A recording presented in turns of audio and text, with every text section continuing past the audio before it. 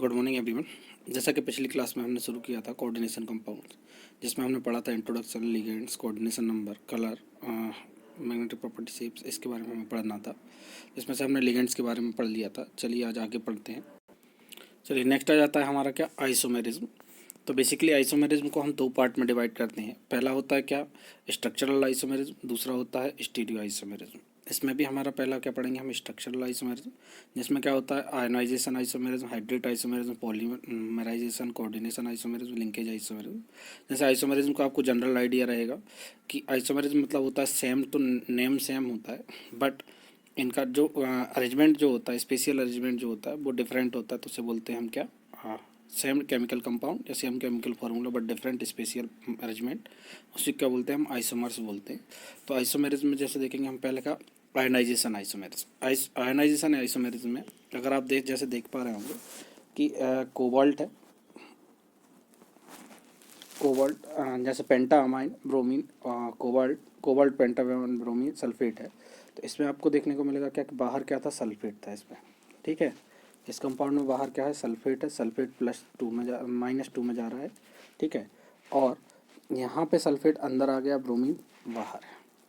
तो यहाँ पे जब हम दोनों कंपाउंड्स को जब डिज़ोल्व करेंगे या तोड़ेंगे, तो यहाँ पे जब प्रेसिपिटेट बनेगा, जैसे मतलब बेरियम के साथ हमने रिएक्ट कराया तो वाइट प्रेसिपिटेट BaSO4 का बना। BaSL एडिट किया तो यहाँ पे क्लोरीन का ब्रोमीन का कंपाउंड आएगा। तो यहाँ पे जो अंतर आ रहा है वो सिर्फ किसका आ रहा है, आयनाइजेशन का आ रहा है या आयंस का आ रहा है, आयंस एक्सचेंज हो रहे हैं। तो ऐसे आइसोमर्स जिनमें क्या होता है कि आयनाइज कोऑर्डिनेशन स्फीयर के अंदर और बाहर के आइसोमर्स एक्सचेंज हो जाते हैं। कि जैसे मान के चलिए कि यहाँ पे देखेंगे आप कि ब्रोमीन अंदर चला गया और क्लोरीन बाहर आ गया। तो ये आइसोमर क्या है, इसमें अगर पहले वाले को अगर हम डिसॉल्व करेंगे तो इसमें हमें ब्रोमीन माइनस मिलेंगे देखने को सॉल्यूशन, और इसको डिसॉल्व करेंगे तो इसमें क्या मिलेंगे, Cl- देखने को मिलेंगे। तो basically this type of isomers are called as the ionization isomers. तो आयनाइजेशन आइसोमर्स में क्या होता है कि जो अंदर के कंपाउंड, बेसिकली क्या होता है कि कॉम्प्लेक्स कंपाउंड जो होता है, जो कि ब्रैकेट में लिखा होता है, ये ब्रैकेट के अंदर होता है, ये कॉम्प्लेक्स कंपाउंड जिसमें हमारा सेंट्रल मेटल आयन होता था, लिगेंड्स होते थे, ये ब्रेक डाउन नहीं होते। तो जब हम डबल सॉल्ट और कॉम्प्लेक्स सॉल्ट के बीच में पढ़ रहे थे, तो डबल सॉल्ट और कॉम्प्लेक्स सॉल्ट में यही तो हमने पढ़ा था कि जो भी अंदर जो होता है वो बाहर मतलब टूट के नहीं आता है या अपने अपने कॉन्स्टिट्यूएंट पार्टिकल्स में टूटता नहीं है। अब आते हैं हाइड्रेशन आइसोमर्स में। हाइड्रेशन आइसोमर्स में भी सेम है कि जो अंदर पार्टिकल्स प्रेजेंट थे या अंदर जो पार्टिकल्स वाटर के प्रेजेंट थे, वो वाटर के पार्टिकल्स क्या आते जाएंगे, बाहर आते जाएंगे। तो जिसमें वाटर दोनों के फॉर्मूले में जैसे CrH2O6Cl3, मतलब 6 वाटर मॉलिक्यूल हैं, 3 क्लोरीन मॉलिक्यूल, क्लोरीन के एटम्स हैं। तो यहाँ पे आप देखेंगे कि जो कोऑर्डिनेशन कंपाउंड है, एक क्लोरीन अंदर चला गया और एक वाटर बाहर आ गया। तो ऐसे आइसोमर्स जिनमें सिर्फ किसका डिफरेंस होता है, वाटर के मॉलिक्यूल का डिफरेंस होता है, उन्हें बोलते हैं क्या, हाइड्रेशन आइसोमर्स। हाइड्रेशन आइसोमर्स के बाद आता है हमारा क्या, पॉलीमराइजेशन आइसोमर्स। पॉलीमराइजेशन आइसोमर्स मतलब क्या होता है कि नॉर्मली अगर आप देखेंगे कि ये दोनों जो दिख रहे हैं, इसमें PTNH अमोनिया ट्वाइस क्लोरीन है। तो इसमें और इसमें दोनों में क्या अंतर है, दोनों में सेम अमाउंट है। अगर दोनों को इसको डिवाइड कर दोगे तो इसमें 2 प्लेटिनम थे, तो PT कितने थे इसमें, 2। अमोनिया कितने थे, NH3 कितने थे, 4, और क्लोरीन कितने थे, 4। अगर डिवाइड कर दोगे 2 से तो ये क्या बन जाएगा, 2 से डिवाइड कर दोगे तो आपको यही कंपाउंड देखने को मिल जाएगा। तो बेसिकली हो क्या रहा है कि ये पॉलीमर्स बनते जा रहे हैं, मतलब एक ही यूनिट है जो बार बार क्या होते जा रही है, रिपीट होते जा रही है, रिपीट होते जा रही है, रिपीट होते जा रही है, और इसी से क्या बनते जा रहा है, पॉलीमोलिकुलर कंपाउंड बनते जा रहे हैं। मतलब इन सभी का एम्पेरिकल फार्मूला जो है वो सेम है, एम्पेरिकल फार्मूला सेम है, बट ये अरेंजमेंट जो होते जा रहा है वो डिफरेंट डिफरेंट है। तो ऐसे कंपाउंड को क्या बोलते हैं हम, या ऐसे आइसोमर्स को क्या बोलते हैं, पॉलीमराइजेशन आइसोमर्स। फिर आता है कोऑर्डिनेट आइसोमर्स। कोऑर्डिनेट आइसोमर्स में क्या होता है कि जैसे हमारा डबल डिस्प्लेसमेंट रिएक्शन होती थी, सेम एग्जांपल है इसका भी, कि यहाँ पे देखिए कोबाल्ट के साथ अमोनिया था, यहाँ पे क्रोमीन के साथ CN था, साइनाइड था, ग्रुप था, लेकिन यहाँ पे इनने अपने आपस में क्या कर लिए, आयंस एक्सचेंज कर लिए। तो ये कहलाएगा हमारा क्या, NH3 किसके साथ आ गया, क्रोमियम के साथ, और कोबाल्ट साइनाइड किसके साथ आ गया, कोबाल्ट के साथ। तो ये इस टाइप के एग्जांपल्स के कहलाते हैं जो आयंस इंटरचेंज कर देते हैं। इंटरचेंज ऑफ लिगेंड्स के कारण जो कंपाउंड्स फॉर्म हो रहे हैं उन्हें बोलते हैं हम क्या, कोऑर्डिनेशन आइसोमर्स। नेक्स्ट आगे चलते हैं, लिंकेज आइसोमर्स। लिंकेज आइसोमर्स तो आपको बहुत बेहतर तरीके से पता होगा कि जैसे बाइडेंटेड लिगेंड होते हैं, एम्बिडेंटेड लिगेंड होते हैं। जैसे NO2 था, इसमें 2 चांसेस थे कि या तो फिर ये ऑक्सीजन से अपनी बॉन्ड बनाता या फिर नाइट्रोजन से अपनी बॉन्ड बनाता, ठीक है। तो नाइट्रो ग्रुप में जो डोनेट इलेक्ट्रॉन पेयर करने के डोनेट की टेंडेंसी होती है वो दो होती है, मतलब दोनों एटम से डोनेट कर सकता था, नाइट्रोजन से भी और ऑक्सीजन से भी। तो जब नाइट्रोजन से बॉन्ड बनाएगा तो अलग कंपाउंड बनेगा, ऑक्सीजन से जब बॉन्ड बनाएगा तो वो अलग कंपाउंड बनेगा। और इस टाइप के कंपाउंड को बोलते हैं लिंकेज आइसोमर्स। उसके बाद आ जाते हैं अपन क्या, स्टीरियो आइसोमर्स के बारे में बात करते हैं। दूसरा पहला होता है जियोमेट्रिकल आइसोमर्स। जियोमेट्रिकल आइसोमर्स मतलब होता है सिस और ट्रांस। सिस मतलब क्या होता है और ट्रांस मतलब क्या होता है। तो सिस में जो होते हैं सेम कंपाउंड, मतलब जैसे ये देखिए एग्जांपल से ही समझते हैं। इसमें क्लोरीन और क्लोरीन जो थे वो एक ही साइड प्रेजेंट थे और NH3 एक ही साइड प्रेजेंट है। तो ऐसे आइसोमर्स को क्या बोलते हैं, सिस कंपाउंड्स या सिस आइसोमर्स। और जिनमें अपोजिट साइड प्रेजेंट होते हैं, क्लोरीन क्लोरीन अपोजिट साइड थे, डायगोनल्स पे जब प्रेजेंट होते हैं तो उन्हें बोलते हैं क्या, ट्रांस। तो सिस और ट्रांस मतलब क्या होता है, सिस में दोनों सेम साइड प्रेजेंट रहेंगे, अलोंग द साइड्स होते हैं, ठीक है। और डायगोनल्स के साइड अपोजिट साइड्स होते हैं तो उसे क्या बोलते हैं हम, ट्रांस। सिस और ट्रांस कंपाउंड से क्या कहलाते हैं, ज्योमेट्रिकल आइसोमर्स। ये तो क्रिस्टल हो गया Ma2B2 टाइप का, ठीक है। फिर हो जाता है Ma2BC टाइप का। तो Ma2BC टाइप में क्या होगा कि इसमें दोनों अगर सेम साइड प्रेजेंट थे तो सिस है, डायगोनल्स पे प्रेजेंट है तो ट्रांस है। इसी तरीके के आपको बहुत सारे कंपाउंड्स देखने को मिलेंगे, सिस और ट्रांस। तो सिस मतलब क्या होता है, ट्रांस मतलब क्या होता है, ये बेटर तरीके से समझ में आ गया होगा आपको। सिस कंपाउंड्स क्या हैं, ट्रांस क्या है। अब आ जाते हैं हम क्या, बॉन्डिंग के बारे में बात करने जा रहे हैं। कोऑर्डिनेशन एंड कोऑर्डिनेशन कंपाउंड्स में पहला तो हम समझने जा रहे हैं कि बार्नर्स थ्योरी क्या बोलती है कोऑर्डिनेशन कंपाउंड्स की। तो पहला हम देखते हैं कोऑर्डिनेशन कंपाउंड्स की जो प्राइमरी वैलेंसी होती है। प्राइमरी वैलेंसी का मतलब क्या होता है, तो ये है कि ये वैलेंसी जो है नॉन डायरेक्शनल होती है, number of charges of complex ions के बराबर होती है। सपोज कीजिए कि यहाँ पे जो कंपाउंड बन रहा था तो इसमें अगर हम देखेंगे तो Cl3 माइनस जुड़ा था, मतलब ये कि इसमें कितने माइनस आ रहे हैं, Cl3 मतलब 3 माइनस के साइन आ रहे हैं। तो कंपाउंड के ऊपर जो होगा कोबाल्ट अमोनियम कोबाल्ट जो होगा तो इसके ऊपर क्या आएगा, +3 का चार्ज आएगा। और इसी कंपाउंड को, इसी को बोलते हैं हम क्या, प्राइमरी वैलेंसी। प्राइमरी वैलेंसी मतलब पहली जो वैलेंसी होती है कोऑर्डिनेशन कंपाउंड्स की, जो कि उसके ऊपर साइन के रूप में प्रेजेंट होती है, उसी को बोलते हैं क्या, प्राइमरी वैलेंसी, जो कि नॉन डायरेक्शनल होती है। सेकेंडरी वैलेंसी होती है कोऑर्डिनेशन नंबर के बराबर, मतलब इस कोऑर्डिनेशन कंपाउंड में जो अंदर आपको देखने को मिल रहा है, यहाँ पे जो कोबाल्ट के साथ अमोनिया था NH3 था, ये जो यहाँ पे जो वैलेंसी देखने को मिलेगी वही कहलाएगी क्या, हमारी सेकेंडरी वैलेंसी। सेकेंडरी वैलेंसी जो होती है वो लिगेंड्स के कारण होती है, प्राइमरी वैलेंसी किसके कारण होती है, टोटल चार्ज ऑन आयन, ठीक है। और dual nature of negative ligand, ligand जो थे नेगेटिव लिगेंड थे वो प्राइमरी और सेकेंडरी दोनों वैलेंसीज एसोसिएट कर सकते हैं।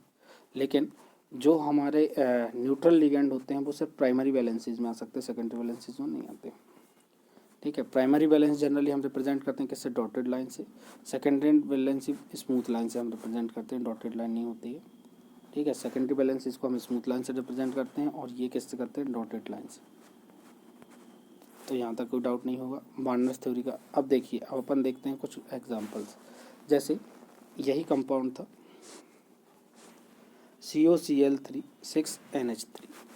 तो अमोनिया तो क्या करता है, ना तो इलेक्ट्रॉन, मतलब जिससे बोलना चाहिए कि आयोनिक बॉन्ड नहीं बना रहा था। तो यहाँ पे जो थी सेकेंडरी वैलेंसीज में कौन फुलफिल आ रहा है, कौन आ रहा है, हमारा अमोनिया, ठीक।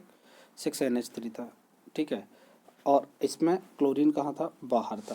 तो क्लोरीन क्या कर रहा है, डैश लाइन से बना रहा है। डैश लाइन से मतलब यहाँ पे क्या है, प्राइमरी वैलेंसीज में है क्लोरीन, और अमोनिया किसमें था, सेकेंडरी वैलेंसीज में था। तो ये इसका स्ट्रक्चर हमें दिखाई देगा।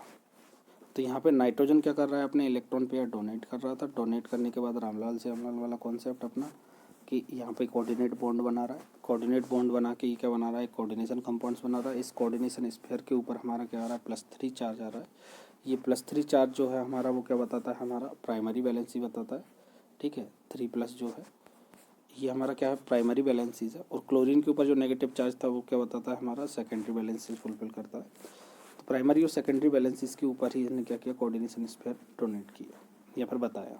तो यहाँ पे देखिए एक चीज़ और, अगर कोई लीगेंड नेगेटिव लीगेंड जैसे क्लोरीन था, ये एज एन लीगेंड प्रेजेंट था, बाहर ना प्रेजेंट होके कहाँ था, अंदर प्रेजेंट था, तो ये दोनों वैलेंसी सेटिस्फाई कर रहा है। ये वाला क्लोरीन प्राइमरी वैलेंसी भी कर रहा है और सेकेंडरी वैलेंसी भी सेटिस्फाई कर रहा है।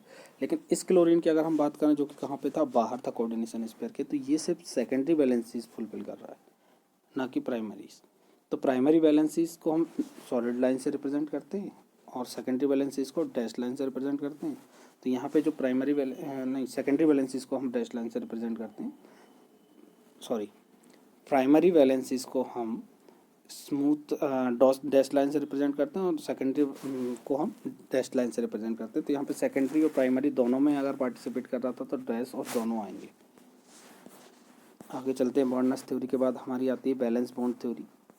ठीक है, बैलेंस बैंड थ्योरी क्या बोलती है कि जो टाइप्स ऑफ बॉन्ड थे ज्योमेट्रिकल थे, ये हमारा पूरा का पूरा balance band theory 11th class का आ जाता है। SPDF कॉन्फ़िगरेशन होता है, फिर हमारा हाइब्रिडाइजेशन होता है, हाइब्रिडाइजेशन में किस तरीके से पार्टिसिपेट करेगा, जैसे कितनी बॉन्ड्स हमारी पार्टिसिपेट कर रही थी उसके ऊपर डिपेंड करेगा कि कौन सा हाइब्रिडाइजेशन होगा। जैसे 6 बॉन्ड बन रही थी तो 6 इलेक्ट्रॉन की, ये हमें 6 खाली चाहिए, तो जो 6 खाली स्पेस चाहिए था वो किसके कारण बना, 2 d ऑर्बिटल्स आ गई हैं, इनर d ऑर्बिटल्स, एक s ऑर्बिटल और 3 p ऑर्बिटल। तो क्या बन गया हमारा हाइब्रिडाइजेशन D2sp3। तो जो हमारा हाइब्रिडाइजेशन का कॉन्सेप्ट था वो यहाँ पे आएगा। तो नॉर्मली बेसिकली देखा क्या जाता है कि जैसे हेक्सासाइनोफेरेट सेकंड आयन जो था FeCN6 का, तो इसमें हमें क्या चाहिए, CN जो है अपना एक इलेक्ट्रॉन पेयर डोनेट करेगा, तो उसे चाहिए अपना 3। ठीक, तो यहाँ पे बेसिकली अगर आप देखते तो नॉर्मली आयरन का एटॉमिक नंबर कितना होता है, तो आप बोलते सर 26 का आप इलेक्ट्रॉनिक कॉन्फ़िगरेशन करते तो लास्ट में हमें इलेक्ट्रॉनिक कॉन्फ़िगरेशन ये देखने को मिलता कि 3d6 4s2 और 4p0। तो यहाँ पे d में कितने इलेक्ट्रॉन थे हमारे, 6 इलेक्ट्रॉन, s में 2 इलेक्ट्रॉन थे, p में अभी नहीं गए हैं। तो पहले क्या होता है कि 4s पहले बार जाता है, उसके बाद d में आते हैं, स्टार्ट होते हैं। तो यहाँ पे देखेंगे हम क्या कि पहले इसके 5 इलेक्ट्रॉन ऑलरेडी थे, ठीक है, लिगेंड के अपने जो थे Fe2+ में। अब इसने अपने क्या की, ये जो 2 इलेक्ट्रॉन थे इन्हें यहाँ पे शिफ्ट किया, ठीक है, और यहाँ पे शिफ्ट करने के बाद ये फुलफिल हो गया। अब बची कौन सी, ये जो 5-6 ऑर्बिटल हैं D2sp3, इन D2sp3 ऑर्बिटल्स को उसने क्या कर दिया, खाली कर दिया। और खाली करने के बाद यहाँ पे कौन कर सकता है, साइनाइड अपने CN अपने इलेक्ट्रॉन पेयर्स को रख सकता है, या खाली जगह बना ली। तो रामलाल से रामलाल बॉन्ड, तो यहाँ पे रामलाल से रामलाल बॉन्ड बनने के लिए क्या चाहिए था, हमें खाली स्पेस चाहिए था, तो वो खाली स्पेस इसने अपना प्रोवाइड कर दिया। अब बात करते हैं हम अपने किसके बारे में कि ऑर्बिटल्स थे, ये हमारा पूरा का पूरा वही कॉन्सेप्ट चलेगा, किसमें क्या होगा, कोऑर्डिनेशन नंबर क्या होगा।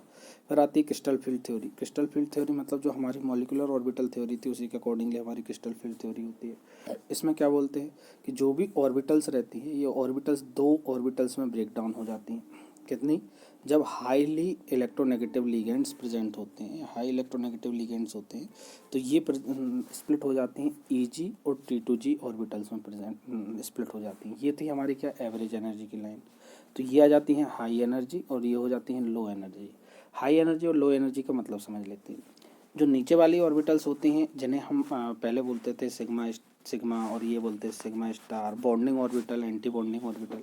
तो ये बॉन्डिंग ऑर्बिटल वो ऑर्बिटल होती हैं जो कि बॉन्ड फॉर्मेशन में पार्टिसिपेट करती हैं, और ये ऑर्बिटल्स जो हैं वो बॉन्ड फॉर्मेशन में पार्टिसिपेट नहीं करती हैं, तो इन्हें बोलते हैं एंटी बॉन्डिंग ऑर्बिटल। तो crystal field theory basically deal करती है किसके साथ, कि जब भी कोई हाईली इलेक्ट्रोनेगेटिव लिगेंड आएगा तो जो क्रिस्टल की d ऑर्बिटल्स थी वो स्प्लिट हो जाएंगी अपने रिस्पेक्टिव EG और T2G ऑर्बिटल्स में, जहाँ पे T2G ऑर्बिटल्स जो होती हैं वो पार्टिसिपेट करती हैं और EG जो होती हैं वो नहीं करती। और यहाँ पे भी जब आप इलेक्ट्रॉन्स फिल करोगे तो इलेक्ट्रॉन्स फिल करने में आपको aufbau principle, Pauli exclusion principle, ये आपको फॉलो करना होगा। मतलब यहाँ पे पहले नीचे वाली इलेक्ट्रॉन लोअर एनर्जी लेवल्स पे होती हैं, फिर हायर एनर्जी लेवल पे जाते हैं, ठीक है। तो स्प्लिट होना मतलब जो हमारी एवरेज एनर्जी लेवल थी उस एनर्जी लेवल से कुछ ऑर्बिटल्स की एनर्जी बढ़ जाती है, कुछ एनर्जी की ऑर्बिटल्स की एनर्जी घट जाती है, जिन्हें हम बोलते हैं कि ऑर्बिटल्स जो हायर एनर्जी पे है, हायर एनर्जी पे चले गए और लोअर एनर्जी पे। इसी के अकॉर्डिंगली हमारा क्या होता है, क्रिस्टल फील्ड थ्योरी के लिगेंड स्ट्रॉन्ग होता है तो ये स्प्लिट हो जाती, नहीं होता है तो नहीं होती। तो ये था हमारा क्या, क्रिस्टल फील्ड थ्योरी के बारे में डिस्कशन। अब उसके बाद आते हैं, ये तो हम पहले ही पढ़ चुके हैं, oxidation state of central metal ion, higher ligand, nature of ligands, colour and coordination compounds. तो कौन कौन से फैक्टर्स हैं जिनके ऊपर क्या होता है हमारा अफेक्ट करती हैं, जो अफेक्ट करते हैं किसको स्प्लिटिंग एनर्जी को अफेक्ट करते हैं। तो नेचर ऑफ लिगेंड के ऊपर मेनली जो रहता है। कलर कोऑर्डिनेशन, कलर कैसे देखने को मिलता है, तो देखो कौन सी वेवलेंथ जो एब्जॉर्ब करेगा उसी के ऊपर रहता है कि हमारा कौन सा वो रिफ्लेक्ट करेगा। जैसे रेड कलर एब्जॉर्ब किया है जिसकी वेवलेंथ होती है 6 नैनोमीटर की, तो वो ब्लू कलर देखने को मिलेगा कॉम्प्लेक्स कोऑर्डिनेट का। तो इससे ऊपर इसके अकॉर्डिंगली